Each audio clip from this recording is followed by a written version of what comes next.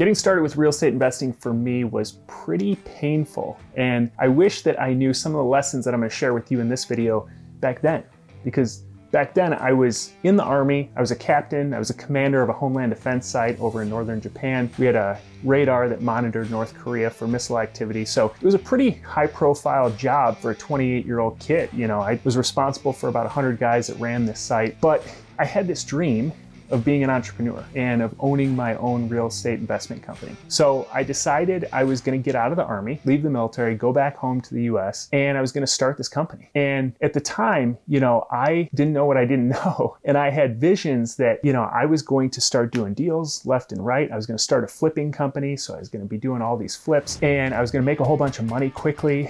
And that's not exactly how it worked out. So I moved back home from Japan, promptly moved into my parents' basement as a 28-year-old man, and I started going to business school at night while trying to start a real estate investment company during the day and adopt this new identity at the same time. And so I partnered with a couple friends of mine, and about 6 months after I got back from the military, we finally got our first deal. And we did that deal, it went okay, and so then we started doing more flips, and that was 13 years ago now, and hundreds of deals ago, and thousands of lessons ago. So in this video, I'm gonna share with you some of those top lessons that I wish I had known back then that would have gotten me to success and not allowed me to struggle for years, you know, not having a pot to piss in and really not making any money with real estate until I finally figured out a few of these key lessons.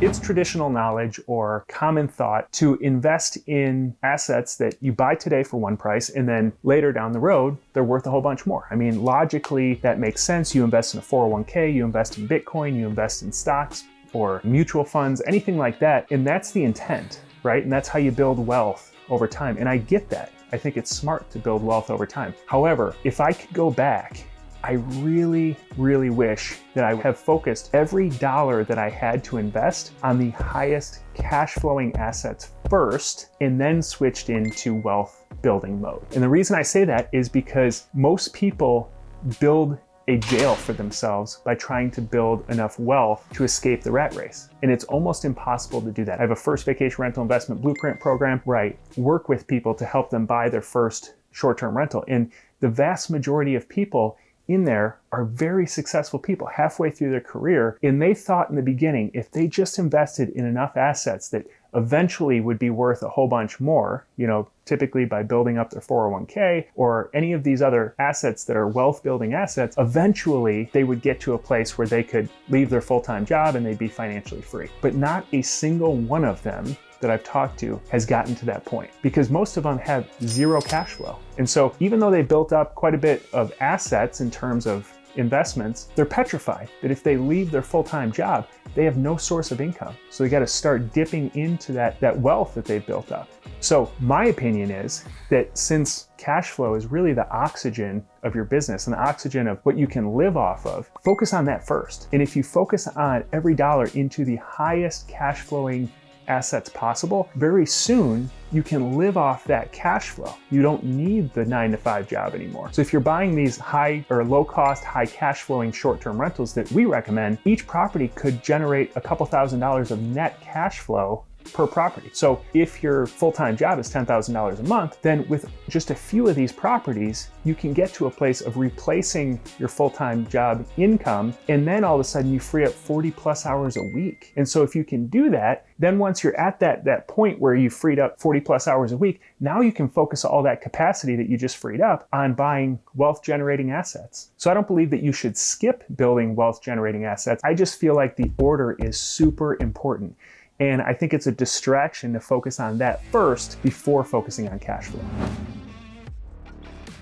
When I first started real estate investing, I was flipping properties. And the way that we determined which properties to purchase was using that MAO formula, the maximum allowable formula. And the way that it goes is typically you figure out what the after repair value is, you multiply that by 0.7, and then you subtract out your repair costs. And it worked for a while, and then we would bring in new team members, or we'd move into a new market, or we'd just look at how the market factors were affecting real estate, and we'd make a decision whether we're going to increase that MAO or decrease that MAO percentage. And miraculously, what we found was that every time we made an adjustment to that, whether it was up or down, we always found deals that just barely met that criteria. It was never like we set that criteria and we'd find much better deals. It was always just meeting that criteria. And if you think about it, it makes sense, because especially if you have team members that are negotiating deals on your behalf, as soon as they negotiate up to the point where it's an allowable offer, they're not going to negotiate any further. So you're not going to find grand slam deals. You're going to find the ones that meet your minimum criteria. And it carried into rental property investing. After I left the flipping company and started investing in rentals, I started using that 1% rule of thumb to purchase properties, which said that, if I'm buying a property for $100,000, then it needs to rent for 1% or $1,000 a month. And that's a good long-term rental. And miraculously, again, those were the type of properties that I would find, because that was my expectation that I set. And what I found with long-term rentals is it was going to take a really long time to get to a place of financial freedom with these traditional long-term rentals. So then I switched to short-term rentals, and I started playing with the numbers, and I started going, well, could I find even better deals? What if I, started to try to optimize the type of property I was buying and see if I could really maximize that cash flow and beat metrics on pretty much any other real estate investment out there. And so I came up with this 1% net rule of thumb, which means that if you buy a property for whatever price you're buying it for, the net income after all your expenses should be 1%, not the gross income. And miraculously, I started to figure out how I could structure deals or find the type of deals that hit that criteria. It turned out that I could find these smaller multifamily deals in these lower cost, non-mainstream short-term rental areas where the net cash flow after all my expenses hit that 1% mark. And that meant that the cash on cash return and all the other metrics were through the roof. The ROI is beyond any other type of real estate investment that I could find. So just by changing your expectations and saying, okay, my goal is X, and so I need to find deals that maybe outperform anything that I think might be possible, but just ask the question, how could this be possible?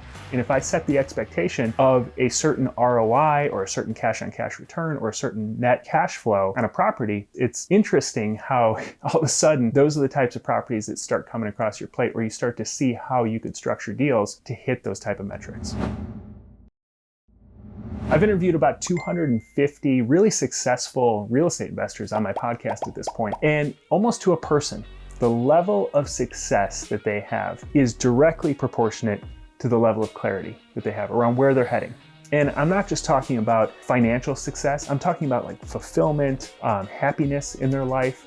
Financial success is a part of it, but if you picture someone, not just somebody who's rich, but somebody who has a life that you would want, that you would want to emulate, that person probably has an insanely high level of clarity. And I thought this just applied to me. I thought I was, just kind of an anomaly with this, because in 2016, after I left my flipping company and I decided I wanted to change up what I was doing because that was not getting me to a lifestyle that I wanted. It was super high stress, a lot of pressure, and it was this constant treadmill that I was on. And I decided that I wanted to get to a place of financial freedom. And I started to define what that would look like and what my life would be like if I was living my ideal life. And we kept coming back to this idea of autonomy, where we could own our time.